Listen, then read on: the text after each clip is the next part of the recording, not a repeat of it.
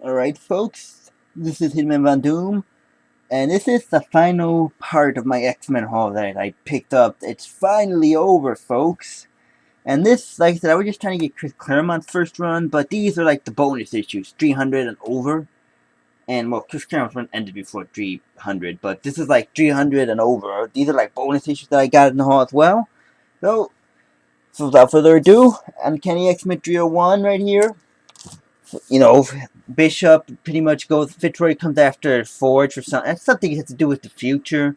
And Mystique's living with Forge and stuff. She gets mortally wounded, and then Bishop comes in and saves the day. But there's a part two, folks. It's alright, folks. But this is 300 and up. It's when the storylines start getting a little more. They start getting a little more complicated, and the artwork starts, decreasing in quality. And 302, Colossus Unleashed. And boy, was he ever right. They're still battling Fitzroy at Forge's palace, or place, or building, and they unleash Colossus. And it's aptly named Colossus ends up snapping and almost beating that guy. This guy right here, he ends up almost beating this guy to death, man. I mean, he really just unloads on him. I mean, it was nice to see Colossus finally, instead of being that, good-hearted guy, really just snap and lay into someone. But then again, his sister has the legacy virus too, so I can explain it. Then issue 303, and man, I gotta tell you folks, this issue was a downer. It was solid, but man, was it really sad and depressing. Well, as I said, Colossus's daughter, no wait, no, not daughter, sister Eliana had came up down with the legacy virus, and this is the issue where she actually died. Of course, she's back to life now. I don't know how to this point, but she dies in this issue. And it was really, man, it was just really a downer, to be quite honest. So sad, good, but such a downer. And Jubilee starts crying, and it was just really a real big downer, but a very solid issue, very touching. Also, I got 304, Fatal Attraction story arc. Now, this is not the issue where Wolverine gets his adamantium. I already covered that epic moment in comic history, or comic books. Yeah, I already covered that, but this is the Uncanny. This came with it too. I actually have a double of this. So this one, if anybody wants this, Uncanny X-Men 304, let me know. Because I have another one as well. Because I bought the Fatal Attraction storyline, I think, minus X Factor for like $10. So I already have this issue. So if anybody wants this, let me know. Yep, this is just the funeral of Ileana, and of course Magneto ends up crashing the funeral, and Xavier is pretty much a man lost, and this is where Colossus joins Magneto's acolytes and stuff like that. But yep, and then 304. Issue 304, and this is pretty much Cameron Hodge sends some people who are just nothing but living tissue, pretty much just living tissue, that's all they are. They're not human or anything, and Rogue ends up touching one of them, absorbing them, and, well, her mutant powers end up going crazy, and she ends up writhing in pain, and Bishop ends up having to save her from it, but that's pretty much what happened. It's decent, alright, but I love the cover too, by the way, because Rogue's my favorite X-Men. Then we have issue 306. Let me see this. Yep, issue 306, and that's Cameron Hodge there, folks. Cameron Hodge. And this pretty much, he brings back one of Archangel's former lovers, and she's pretty much assimilating to something called the Phalanx, and that you get this whole, I still don't understand what the Phalanx is to this day. I know it absorbs people, but she ends up absorbing, becoming the techno-organic stuff, and she ends up having to dying again, and Archangel ends up having to witness that again. Solid issue, but it's really difficult to understand because, like I said, 300 and up is where you start getting a lot of complicated storylines, and and then you get a lot of crossovers with X-Men and Uncanny X-Men into Wolverine, into Cable, and this is where it was just really crazy. So it was really hard to keep track of the storylines. And then we have Uncanny X-Men 307, Part 4 of 5, the Blood Ties, and this is pretty much Genosha tearing itself apart with the Civil War, and pretty much, what was the guy's name? Fabian Cortez has a daughter Quicksilver, and they're pretty much going there to retrieve her. Them and their Avengers. And again, this is one of those crazy story arcs that crossed over into many books that it's just kind of complicated. So, Uncanny 307, Uncanny X-Men 308. Now this is just no action happens here, but this is just like one of those issues where Jean Grey and finally Cyclops enough that they're gonna get married. And this is like a Thanksgiving issue, a nice solid issue. Nothing major battle happens, but just nice interaction between the characters. And then we got Uncanny X-Men 309. Professor Xavier is kind of talking to Magneto in his subconscious because, he mind wiped Magneto. I think this is the issue. And, pretty much, he's just telling his past of what he's most ashamed of. And this girl, Amalia Voss, they actually were an item, so to speak, after Xavier got crippled. And they both found out they were mutant, they were in love. But then she ended up leaving Professor Xavier. And Professor Xavier, before she left, he kind of tries to convince her to stay using his mind powers. And he's telling that's the Magneto in his subconscious in his head, that's where he's most ashamed of, that he tried to force her to stay through his mind powers. And yeah, that's what this issue is. Pretty solid, too. And in issue 310, again, another solid issue, father and son. And this is when they actually know that they're related to each other. That Cyclops finally knows that Cable's his son, and Cable knows Cyclops is his father. And this is a nice father and son moment. Cyclops is late to his bachelor party, and pretty much they work through a few of their issues, I guess. Because Cable feels abandoned, that betrayed, that Cyclops abandoned him in the future. Of course, that was the right call. He really didn't have much of a choice there. And they kind of work. There's them two fighting the Executioner, and they kind of work through each other's issues and kind of have like a father-son bonding moment too. So, pretty solid to see that. Then issue 311, another decent issue as well. Pretty much the power goes out. Emma Frost is in a coma right now. She's been in a coma since 290 something, I believe.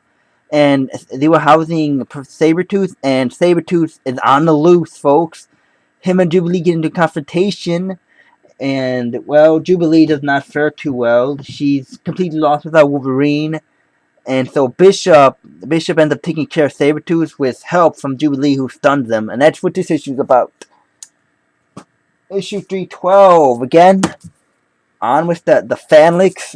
I still don't know what the Phalanx is. And I know the Zorth people, and that's Yukio way back in Uncanny X-Men. I don't know, it was like when Storm went with the Mohawk and the leather pants and stuff like that. But yeah, they pretty much reunite, and her, Gambit, and Storm end up fighting the Phalanx. Yeah, it's decent, but not great. And you got issue 313. Again, it's them listening to the Phalanx. And pretty much, Gambit, he does something where he charges some kinetic energy, and it's just a huge explosion, and they end up destroying the Phalanx for now. Folks, I know the Phalanx is probably in normal X-Men and crosses over into other X-Men books too, but this is when, like I said, the 90s and 300 and up, you get just a ton of crossovers that was just really hard to follow storylines. And I also have issue 314. And this is a good one because Emma Frost inhabits Iceman's body, and she does stuff with Iceman's powers that he never was able to do. He never could do it, and she pretty much uses his body to the fullest potential. And she is pretty much her looking for her student, the Hellions, and she finds out that they're dead, which is kind of a bummer. And she ends up, reforming.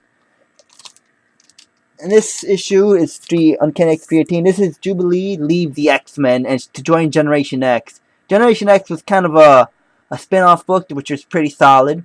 At least that's what I hear. Then Emma Frost kind of starts her own school with, Xavier's Institute for Learning for Gifted Youngsters. They end up kind of splitting into two schools. That's Generation X. Jubilee comes to join them and leaves the X-Men. That's what that issue is about. And Emma Frost kind of confronts Bobby Drake. Because Bobby Drake, Iceman, he realizes that he never was able to do this, and he kind of asks her for help, and she kind of just gives him the cold shoulder. Because, Emma Frost back in the day, it was kind of, well, you know what. But yeah, 318. Uncanny X-Men 319, I just gotta say, the cover is pretty badass.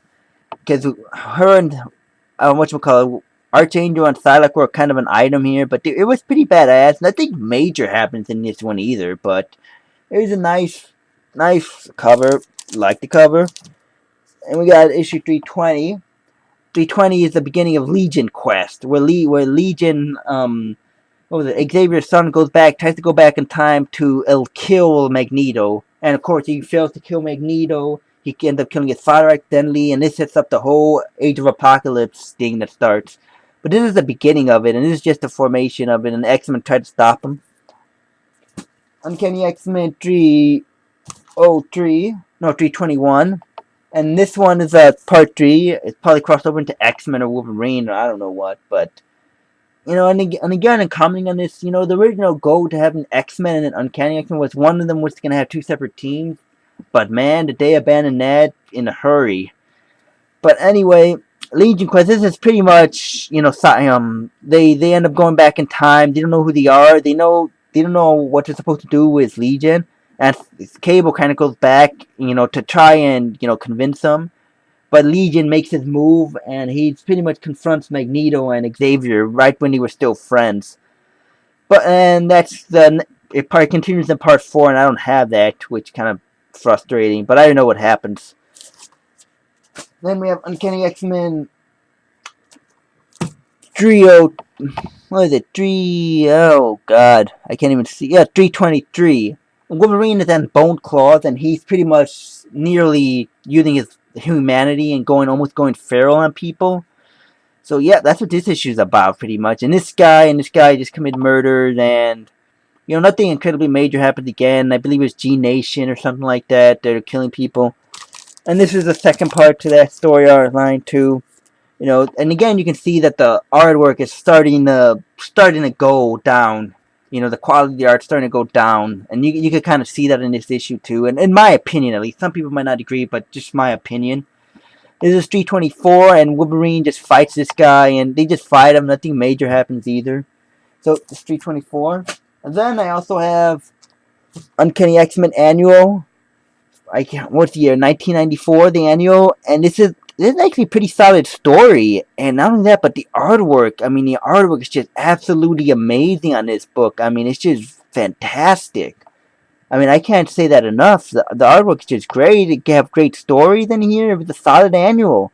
Not great, but very solid. That was very, very nice. I mean, the art, I just can't tell you enough. I just love the artwork in this book. I mean, just great. And I also picked up X-Men Legacy 234, the variant cover by David Finch. And this is part of the Second Coming story. No, I already had. No, I just. How do I put this? I already have the first printing and whatever. But I mean, I just had to get the variant cover. I mean, this is one of those ones where you just buy it for the cover. The story's good too. The New Mutants against Cameron Hodge. But man, just look at this cover. And I'm a gigantic Rogue fan. But just look at this cover, folks. It is just a beauty. I mean, Rogue has this Angel's Power right there. Here's a Nightcrawler and his tail right there. Wolverine's bone claws. Psylocke's little butterfly, psychic thing, and you can see right here a little bit of Colossus there. I mean, the cover. I just can't tell you how much I love this cover. The cover is just absolutely amazing on this. I mean, this is, I already said that my favorite cover was Captain Marvel, but if I ever did do a top 10, covers in my collection, this would definitely be on this. I mean, this cover would definitely be on that. If I ever did a top 10 of my comic book covers that I have in my collection, definitely. This one is just such a great cover. I mean, David Fincher, he's probably like one of the best artists out there right now. His artwork is amazing, and just give you a nice little cover right there. Just, a little close up here. Just look at that, folks. I mean, it's just a great variant edition. And off with the X-Men, I also picked up Captain America 332. Captain America, no more. This is the issue where Captain America decides to stop being Captain America. Because what happens is the government comes up with like this bureaucratic, legal mumbo jumbo that they own the rights to the name of Captain America, and that pretty much they had to do his bidding. That Captain America, Steve Rogers, had to do his bidding, and Captain America, he decides that no, that the of course they came up with a name, but he made it into so much more. He made it into the symbol, and he decides to stop being Captain America. Now the issue is decent. I think they probably could have did a better job of doing that, but it's still pretty good. And in addition to this too, I mean, just the cover again is just absolutely amazing. I mean, just these two covers, this one and this cover is just absolutely amazing. It just looks so great. It is Captain America 332. I mean, the cover. I mean, look at that. It's just the American flag, Abraham Lincoln. The cover is amazing. And folks, that's been the end of my Uncanny X-Men haul. And well, thanks for watching, folks.